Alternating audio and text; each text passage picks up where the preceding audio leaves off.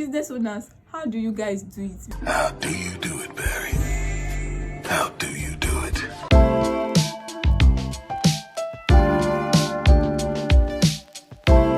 Hello people, welcome to my YouTube channel. My name is Fola Flames. If you're new here, you're welcome. If you're a returning subscriber, thank you for tuning in.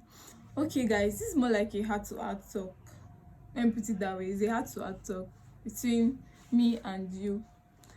No one actually talks about how hard it is starting a business. I've always been one that is keen on business. I love to do business. If you know me, if you met me before, you know I love business. I'm always talking about doing business or running a business. Now, personally, okay, let me even give you a background story of this whole situation. Okay, so when I was younger, I think I was about 10 at that time, I was going to live with my elder sister in Lagos.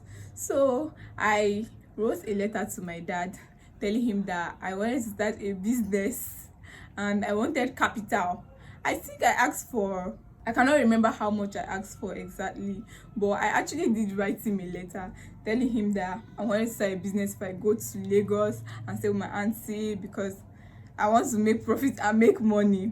So now that I think of it, that's probably a proposal to my investor to invest in my business. Did I start that business then? I think I did a little bit of it, then I stopped because I had to start school, of course. So when I got into school in 100 level, I wanted to start a business because I've always had this mentality in my head that outside of this place there might not be jobs.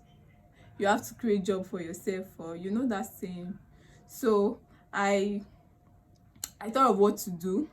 I then decided to start thrifting, thrifted wear, to sell thrifted wears. So I started with bomb shorts in 100. I used to sell in the hostel, just my roommates. But the challenge I had then was I was a shy person, so I would think to myself that how will I go and be marketing it?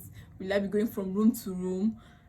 Long story short, I never did that. I think I left the business at some point. I did stop it at some point because it wasn't moving, and then I left it for a while. Then in 200 or 300 level, I started thrifting again, my thrift business. I started, but this time around I only sold around my vicinity. I had good wares, but I had this problem of marketing it. I could not maybe I cannot really pinpoint what the problem was at that point, but I could not really market it as much as I should have. And being a school environment, there's already a market for me. I actually didn't see it. So I did the business, but it was just family and friends that patronized me, and the business didn't go well. So I followed it up till when I graduated, and then I stopped. And after I graduated, I was thinking of what to do again. After school, I began to dig deeper into marketing and everything. That was how I came about being a social media strategist. That one is a gist for another day. I will tell you guys all about it. For now, let's go back to my thrift business. Now, I then had this talk with myself, one-on-one talk. I'm like, okay, now I have looked around. I can't really find something that suits me that I can actually do joyfully. So I want to do thrifts.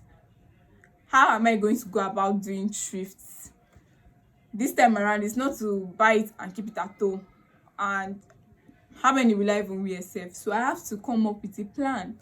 So I said to myself, I'm going to launch this thing as a brand. I'm going to, well, if it's either we go big or we go home. So this time around, it is go big or go home. So I have been working on this business for a while now, for a couple of months. I think for like 3 months, I've been trying to launch it. I've been setting up my online pages, trying to do market research. I've done my market research. I've asked people for prices they can pay for a particular product. I think the most challenging thing for me has been trying to set a standard, because now that I'm coming back and I want to go big, I have this fear of trying to set a standard, trying to meet a standard. So the pressure is getting worse. So I have this fear that what if I don't go? What if I don't meet the standard?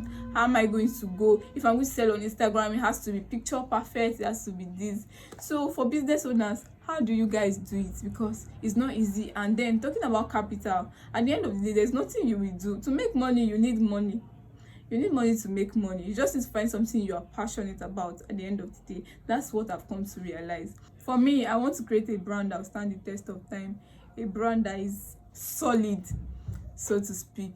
So it has not been easy trying to come up with ideas, trying to come up with capital to do this business and everything, but God has been faithful.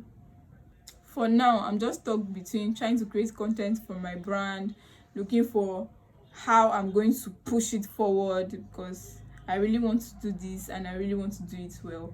Anything that is worth doing afterwards is worth doing well. So I really want to do it well. So I've been under so much pressure. I've been pressurizing myself.